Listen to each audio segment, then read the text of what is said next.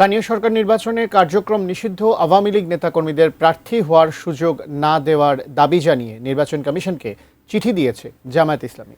এ বিষয়ে প্রধানমন্ত্রীর রাজনৈতিক উপদেষ্টা ও বিএনপির সিনিয়র যুগ্ম মহাসচিব রুহুল কবির রিজভী বলেছেন, এটি আদালত ও নির্বাচন কমিশনের সিদ্ধান্তের বিষয়।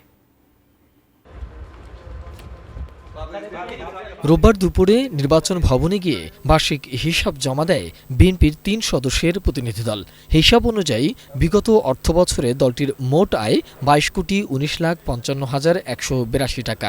এর মধ্যে ১৫,২৬,১০,৮৫৭ টাকা খরচের পর তহবিলে উদ্ধৃত রয়েছে প্রায় ৭ কোটি টাকা। বিএনপির কোষাধ্যক্ষ এম রশিদুজ্জামান মিল্লাত জানান, সদস্যদের চাঁদা, অনুদান এবং মনোনয়ন ফর্ম বিক্রি আয়ের প্রধান উৎস। নির্বাহী কমিটির চাঁদা, বই পুস্তক বিক্রয়, প্রাথমিক সদস্য ফর্ম বিক্রয়, নমিনেশন ফর্ম বিক্রয়, বিভিন্ন ব্যক্তি বা প্রতিষ্ঠান হতে অনুদান এবং ব্যাংক হতে অর্জিত সুদ ইত্যাদি মিলে এই টাকাটি হয়েছিল। এর আগে গতকাল শনিবার নির্বাচন কমিশনে চিঠি দেয় জামায়াত ইসলামী। দলটি সরকার কর্তৃক কার্যক্রম নিষিদ্ধ কোনো দলের পদধারী বা সক্রিয় নেতাকর্মীকে স্থানীয় সরকার নির্বাচনে অংশগ্রহণের অযোগ্য ঘোষণার বিধান নির্বাচনী আচরণবিধিতে যুক্ত করার প্রস্তাব দিয়েছে। নোভা এলইডি টিভি, ঝকঝকে ছবি, নিখুঁত শব্দ, ৫ বছরের ওয়ারেন্টি। নোভা মানে সঠিক মান, নিশ্চিত সেবা।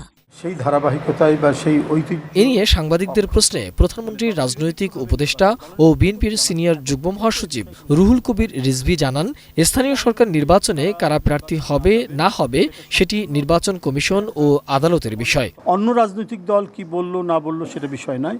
প্রচলিত আইন এবং এখন যে আইন প্রণয়ন করা হয়েছে সেই আইন অনুযায়ী কারা নির্বাচনে যাবেন না যাবেন সেটা সম্পূর্ণ দেখা, এটা মনিটর করার দায়িত্ব নির্বাচন কমিশন। আমরা তার কাছেই ছেড়ে দিলাম।